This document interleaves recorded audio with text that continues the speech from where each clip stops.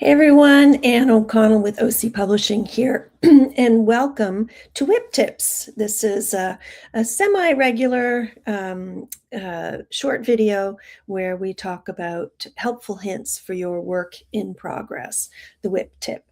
And today I thought I would talk a little bit about keeping track of who's who in your manuscript while you're writing your novel, and what kinds of tools that I use in order to do that. And this is even more important when you're working on a series like I am. So my deep mysteries will be several books, and ensuring that I keep track of what my characters look like, how they interact, how they're related, so that in one chapter they're not a brother, in another chapter they're a cousin or a nephew. Your main character doesn't go from being short and stocky with curly dark hair and green eyes to tall and willowy with long blonde hair and ice blue eyes. Those are kind of extreme examples, but I've certainly found myself in situations where I'm writing or I'm going through a second or third draft of the book, and some of the characteristics and character traits that I have established in my, not just my main character, but some of the supporting characters and secondary characters have magically changed. So you want to make sure that you keep track of those things, and that it's not something that a reader down the road points out to you that you may have missed. So a couple of things that I do. I want to also say hey to anybody who's watching, and if you have questions or thoughts, please feel free to put them in the comment, because we'll check back regularly.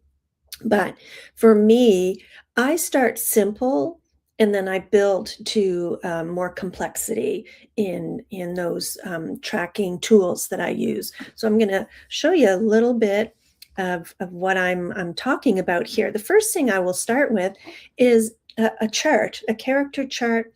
You can use whatever kind of a tool that you want, but this is a table that I've done, in Word. Sometimes I'll use a spreadsheet because it's kind of easier to move things around. But what I want to show here is that you're not just doing your protagonist and your antagonist. You're fleshing it out to include all of the characters that appear in your book at more than once, for example, and maybe 3 or 4 times, or who become very key in their roles in the whole arc of the story.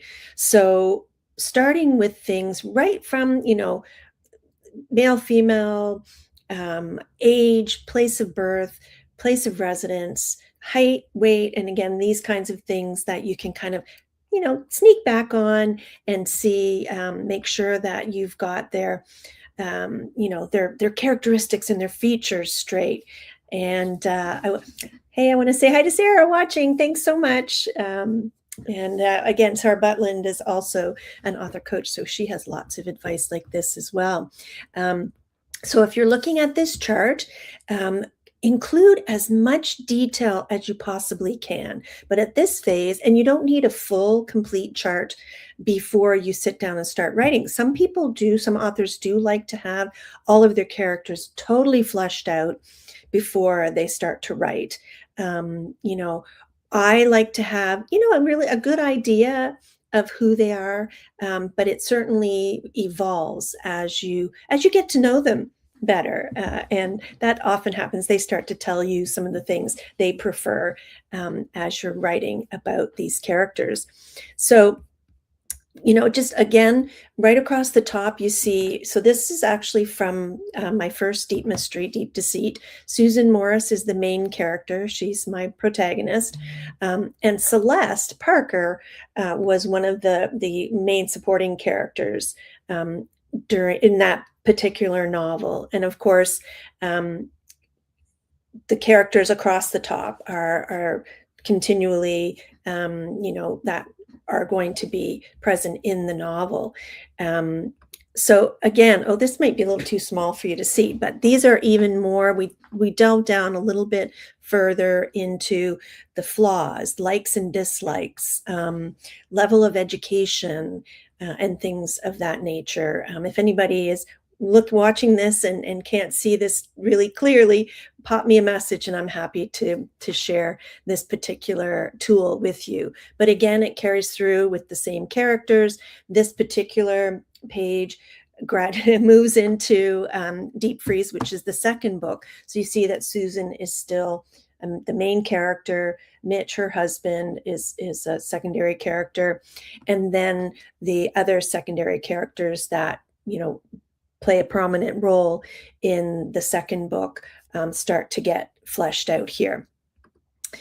So that's, again, the languages they speak. So any specifics about culture, heritage, background, and these are some of the things that you may or may not weave in, but at least, as things occur to you, throw it into your character chart, and add more rows. And as you're writing, if a new character comes to you that is going to play a significant role, just add another column with that character. After I do sort of the basic, a few sentences here and there, then I might graduate to a sketch worksheet. So this one fleshes it out a little bit more. Some people like to start with the character sketch worksheet and then put, just a few words or two to trigger your memory. But the character sketch worksheet allows you to start to build a real strong profile. It's best for you to really know your characters inside and out, and to get them to know them even better as you're watching or as you're writing them. Watching, all of a sudden I'm in a movie, right? So that's kind of cool if your book is adapted to a screen movie or TV show. But anyway, I digress. So again, what are the distinct features of this main character? Where did he or she grow up? Or they? Where did they go to school? High school, university, homeschooled. More detail is better, but it doesn't mean that you're going to include all of it in the storyline. But it does speak to who that character is and who they may become and how they interact with the world. What are their family relationships like and things of that nature? And it kind of, again, the more that you answer for yourself, and you can leave some of these blank, but the more that you answer for yourself before you sit down to write, the more that the narrative will flow. So what are the strengths of that particular character? What motivates them? What is like a deal breaker? What are some of the things that they're going to do come hell or high water, regardless? What level of morality or ethics, and why? What's stopping them from getting what they want? Sort of like, we kind of delve a little bit into the hero's journey, and food. What kind of food do they like to eat? What kind of car do they drive? So the more detail, the better. And that helps you to create multi-dimensional characters that then have really interesting character arcs. After that, I will often, if I get on a roll and everything is coming together, then I just keep on going. But sometimes people talk about writer's block, but I don't call it a writer's block. I call it a pause for contemplation or research. And then I might sit down and start writing a profile on a character. So my main character, Susan Morris, she's a plucky, adventurous, mystery-loving amateur sleuth. So I have these spreadsheets, I have the character sketch, and then I might start writing something that looks a little more like this, that has more like a profile, like if you're writing about yourself as an author, and it gets into a little bit of who you are and what you do. I say my character Susan is cute, not glamorous. She gave up trying to be glamorous a long time ago, and she also gave up her subscription to Cosmo. I don't think that I've actually included that in any of the narrative that she used to read Cosmo magazine. And I'm not 100% sure that she did, but it was one of the things as I was developing her character, just to kind of keep her grounded in my mind and the type of character and the person that she was. She's a psychiatric nurse. Those are all really key.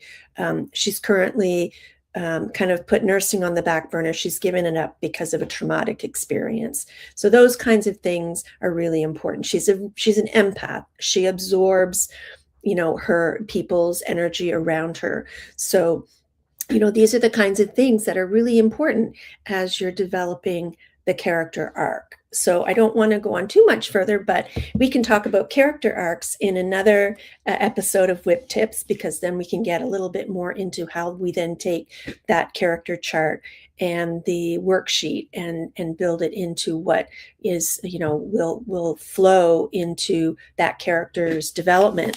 And I always like to leave a little bit of reference or resource. And one of my favorite go-to gurus on character development is Cam Weiland. And this is one of her books that I keep on my shelf, Creating Character Arcs, the Masterful Author's Guide to Uniting Story Structure, Plot, and Character Development. I love Cam Weiland, read a lot of her stuff. And hey, Lana, thanks for joining us. Lana Shoup, another fellow author and brilliant story writer. Wanted to just give you a shout out there. So Cam Weiland, I'm going to also share her website with you. This is her website, helpingwritersbecomeauthors.com.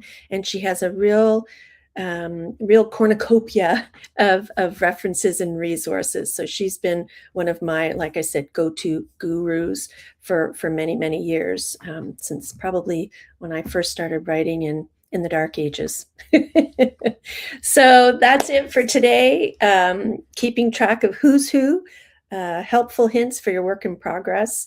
And I'm Ann O'Connell with OC Publishing. If you have ideas to share with folks on how you keep track of your character traits and what they look like, let me know and write in the comments, and let's just keep supporting one another and keep on writing. And I hope that you're all having a wonderful day, and we'll talk to you soon. Just come next week to the Author Journey, where we'll have another wonderful guest join us. But for today, I'm Ann O'Connell, and this was your WIP tip of the week, work in progress, helpful hints for your work in progress. And we will see you soon. Bye for now.